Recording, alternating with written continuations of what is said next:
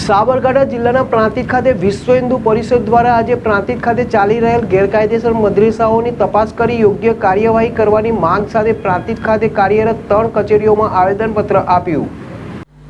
પ્રાંતિજ ખાતે કાર્યરત વિશ્વ હિન્દુ પરિષદ દ્વારા પ્રાંતિજ ખાતે ચાલતી ગેરકાયદેસર મદ્રેસાઓની તપાસ કરી યોગ્ય કાર્યવાહી કરવાની માંગ સાથે પ્રાંતિજ પ્રાંત કચેરી, પ્રાંતિજ મામલતદાર કચેરી તથા પ્રાંતિજ નગરપાલિકા ખાતે 14 પ્રશ્નોની માંગ સાથે રજૂઆત સાથે આવેદનપત્ર આપીને લેખિતમાં રજૂઆત કરી હતી અને 14 પ્રશ્નોના યોગ્ય જવાબો આપી આગળની કાયદેસરની કાર્યવાહી હાથ ધરવામાં આવે તેવું જણાવ્યું હતું। તો આ પ્રસંગે નટુભાઈ બારોટ, સુનિલભાઈ કડિયા, યુવરાજસિંહ રાઠોડ સહિત વિશ્વ હિન્દુ પરિષદના કાર્યકરો ઉપસ્થિત રહ્યા હતા। જીલ રાવલ, જેડેશ ટીવી, પ્રાંતિજ। જય શ્રી રામ।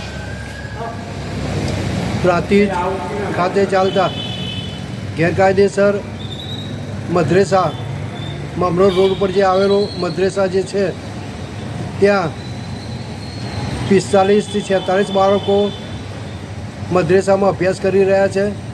એમાંથી રવિવારની રાત્રે 8 વિદ્યાર્થીઓ કોઈપણને કહ્યા વગર ભાગી ગયેલા હતા અને તેઓ પ્રાંતિજ થઈને હિંમતનગર પહોંચી ગયા હતા। ત્યાં હિંમતનગર રેલવે સ્ટેશન ઉપર રેલવે પોલીસે એમની પૂછપરછ કરતાં એવું જણાઈ આવેલ કે તે બાળકો પ્રાંતિજ ખાતે મદ્રેસામાં રહેતા હતા અને અભ્યાસ કરતા હતા તેવું જણાવેલ, પરંતુ તે બાળકોને મદ્રેસાઓમાં ના શિક્ષકો, આચાર્ય તેમજ ત્યાંનો જે કોઈ સપોર્ટેડ સ્ટાફ હોય તે સ્ટાફે તેમને ખૂબ માર્યા હોય તેવું એ બાળકોનું કહેવું હતું અને એ બાળકોને મેડિકલ ટ્રીટમેન્ટ અપાવીને એ બાળકોની પૂછપરછ કરવામાં આવેલ છે।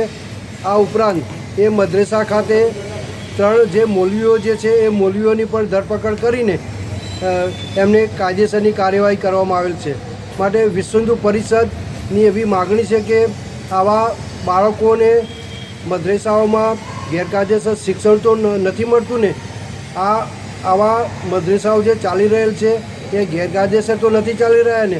અમારી એવી વિનંતી પણ છે કે આવા મદ્રેસાઓ થકી વિદ્યાર્થીઓને, બાળકોને કયા પ્રકારનું શિક્ષણ આપવામાં આવતું હોય, અમારી એવી માગણી છે કે આવા ગેરકાયદેસર ચાલતા મદ્રેસાઓ સામે તપાસ કરીને વિવિધ કાર્યવાહી કરીને આવા જે કોઈ તત્વો હોય એ તત્વો સામે કાયદેસરની કાર્યવાહી કરવા માટે આજરોજ અમોએ માનનીય પ્રાંત અધિકારી શ્રી, માનનીય શ્રી મામલતદાર સાહેબ શ્રી તેમજ નગરપાલિકાના મુખ્ય અધિકારી શ્રીને અમે આવેદનપત્ર આપીને અમારી આ માગણી સંતોષાય તે માટે અમે રજૂઆત કરેલ છે। ભારત માતા